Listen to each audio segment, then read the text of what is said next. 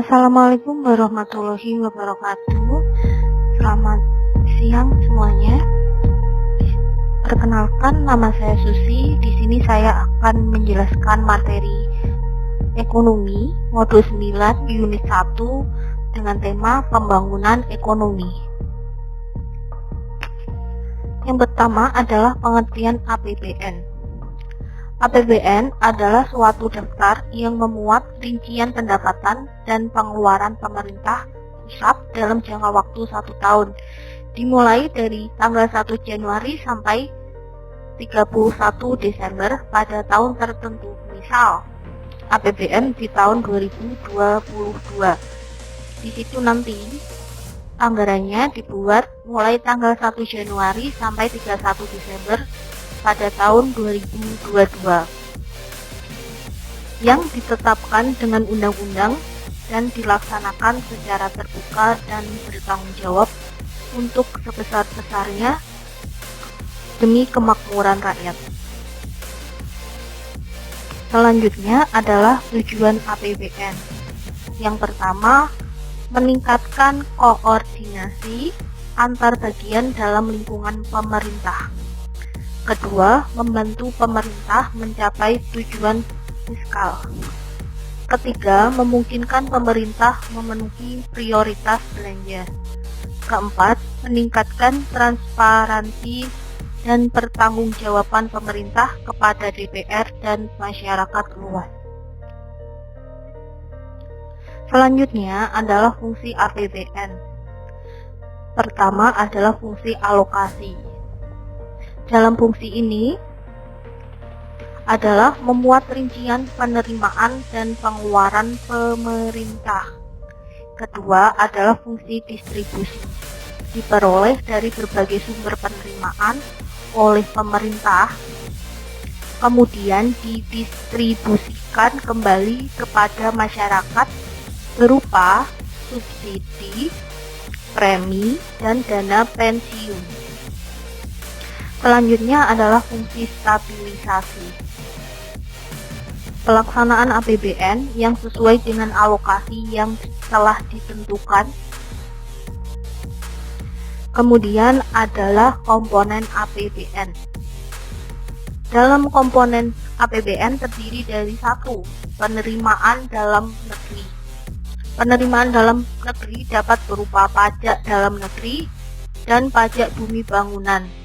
Kemudian, perdagangan internasional, biaya masuk, pajak impor.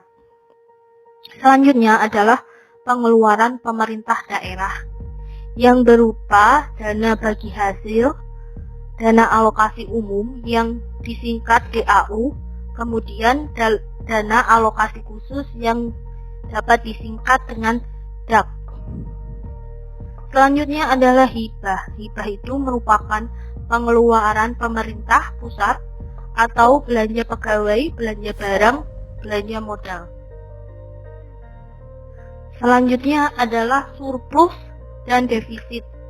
Kapan dana tersebut dikatakan surplus dan kapan dana tersebut dikatakan defisit. Surplus adalah suatu keadaan di mana pendapatan negara yang lebih besar dibandingkan dengan belanja negara. Kalau untuk defisit adalah keadaan di mana pendapatan yang lebih besar dibandingkan dengan belanja negara. Jadi jika keadaan pendapatan suatu negara itu lebih besar dinamakan surplus. Jika keadaan belanjanya lebih besar dibandingkan dengan pendapatannya dikatakan defisit atau rugi. Selanjutnya adalah mekanisme penyusunan APBN.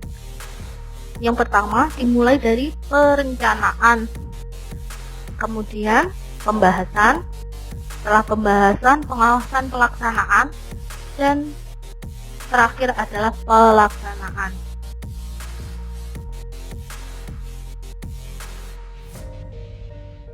Untuk selanjutnya adalah pengertian APBD.